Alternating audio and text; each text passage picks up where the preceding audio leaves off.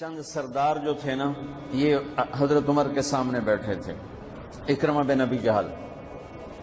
تو اصحاب صفہ آئے تو حضرت عمر نے کہا بھائی ذرا پیچھے ہو جاؤ، ان کو آگے بٹھا لیا، سلمان، بلال، پھر مقداد آئے، صہیب آئے، حضرت عمر نے کہا ذرا پیچھے ہو جاؤ، ان کو آگے بٹھا لیا، پھر دوسرے آئے، آپ نے کہا تم ذرا پیچھے ہو جاؤ۔ ایسا کرتے کرتے سرداروں کو جوتیوں پہ بٹھا دیا اور غریب غلام آگے بٹھا دیے۔ جب مجلس ختم ہوئی تو حضرت ابو سفیان کہنے لگے آج عمر نے ہمارے ساتھ کیا کیا؟ تو حارث بن ہشام، سہیل بن عمر کہنے لگے کیا کیا؟ کہ دیکھو سرداروں کو جوتیوں پہ بٹھا دیا اور غریبوں کو سامنے بٹھا دیا۔ تو اس پر سہیل بن عمر نے کہا اس میں عمر کا قصور نہیں، ہمارا قصور، ہم نے اسلام لانے میں دیر کی، ہم پیچھے رہ گئے، انہوں نے پہل کی، وہ آگے نکل گئے۔ تو اب ایک دم، حالانکہ یہ بالکل فتح مکہ پہ ایمان لائیں، ان کو نبی کی صحبت کے چند دن ملے ہیں، لیکن ایک ماحول بنا ہوا تھا، اس ماحول کو میں بتا رہا ہوں۔ یہ آپس میں کہنے لگے چلو دنیا کی تو خیر ہے، پیچھے رہ گئے، اگر آخرت میں پیچھے رہ گئے پھر کیا ہوگا؟ اس خیال کا آنا تھا کہ چاروں آگے حضرت عمر کے پاس کہ عمر تم نے ہمیں سامنے سے اٹھا کے جوتیوں پہ بٹھایا، ٹھیک ہے ہم حقدار ہیں، لیکن ہمیں پریشانی یہ ہے کہ ہم چاہتے ہیں کہ آخرت میں تمہارے برابر ہو جائیں، ساتھ ہو جائیں، آگے تو جا نہیں سکتے، پیچھے نہ رہ جائیں، کوئی راستہ ہے؟ حضرت عمر نے فرمایا ان لوگوں نے اللہ کے نام پہ اپنی قربانیاں پیش کی، تم اللہ کے نام پہ اپنی جان پیش کرو، مال پیش کرو، تو تم بھی ان کے ساتھ ہو جاؤ۔ تو یہ کہنے لگے جی بالکل ٹھیک۔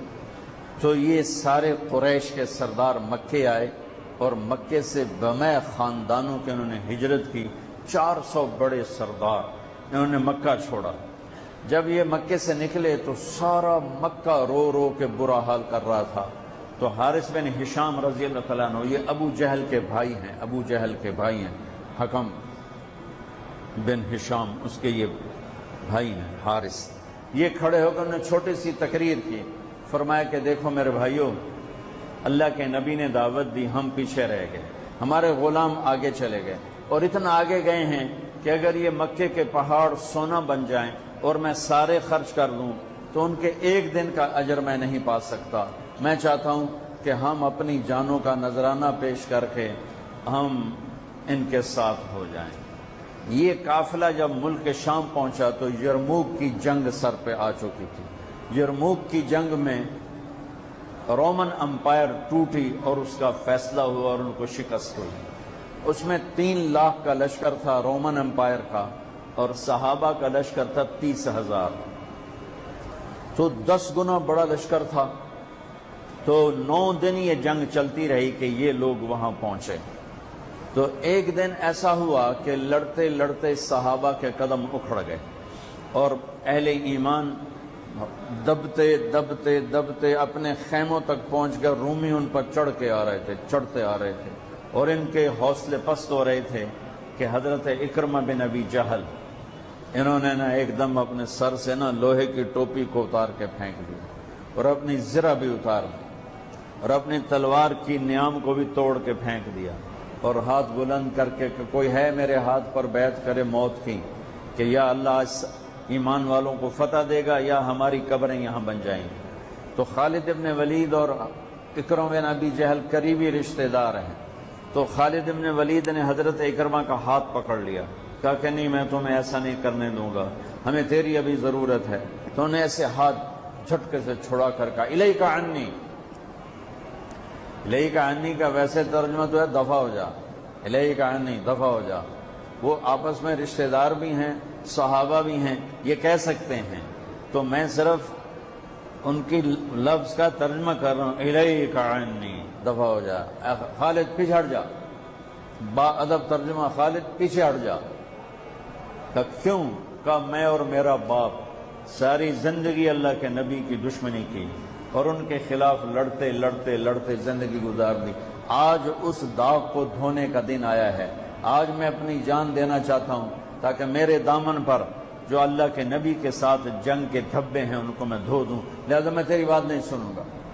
تو ان کے بیٹے عمر بن اکرمہ نے آگے بڑھ کے بیعت کی، زرار بن ابزر نے، عبد الرحمن بن ابو بکر نے، عبداللہ بن عمر نے، ابو سفیان نے، حارث بن ہشام نے، سہیل بن عمر نے، ان بڑے بڑے قریشی سرداروں نے، انہوں نے حضرت اکرمہ کے ہاتھ پر بیعت کی اور سب نے اپنی تلواروں کو توڑ دیا، نیاموں کو توڑ دیا، زریں اتار دی، لوہے کی ٹوپیاں اتار دیں اور اللہ اکبر کہہ کر جو گھسے ہیں 400 آدمیوں نے 3 لاکھ کا منہ پھیر دیا اور ان کو ہٹاتے ہٹاتے ہٹاتے ان کے خیموں تک لے گئے۔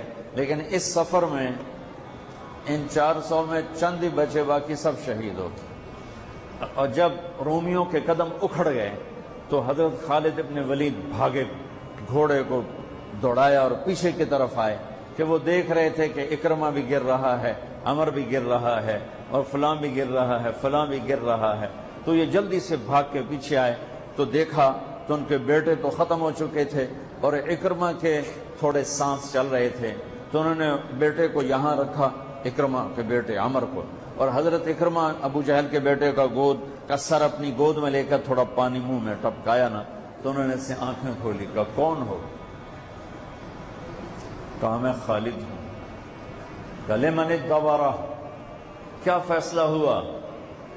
تو خالد نے کہا مبارک ہو، اللہ نے ایمان والوں کو فتح دی۔ کہا اچھا، عمر کو کہہ دینا جو تم نے کہا تھا وہ ہم نے کر دیا۔ آئے ہائے، اور ساتھ ہی جان نکل گئی۔ تو خالد ابن ولید کے ایک دم آنکھوں میں آنسو آئے اور انہوں نے غصے سے کہا کلا زعم ابن الحنتمۃ اللہ نستشہد۔ عرب جب کسی کو پیار سے بلاتے تھے تو باپ کے نام سے، یا ابن عمر، اے عمر کے بیٹے، یا ابن الخطاب، اے خطاب کے بیٹے، عزت محبت سے بلانے کے لیے باپ کا نام آتا تھا، اور غصے میں بلانا ہوتا تھا تو ماں کے نام سے، یا ابن سمیہ، یا ابن الحنتمہ۔ یہ ان کی ثقافت تھی کہ غصے میں بلانا ہے تو ماں کے نام کے ساتھ، عزت محبت میں بلانا ہے تو باپ کے نام کے ساتھ۔ یہاں خالد ابن ولید کو عمر پہ غصہ چڑھا ہوا ہے، کلا زعم ابن الحنتمۃ اللہ نستشہد۔ اب خطاب کا بیٹا عمر بن خطاب، یہ نہیں کہا خطاب کا بیٹا، حضرت عمر کی ماں کا نام لے کر کہا کہ اب حنتمہ کا بیٹا یہ نہیں کہہ سکتا کہ ہم نے اللہ کے نام پر اپنی جانوں کا نذرانہ پیش نہیں کیا۔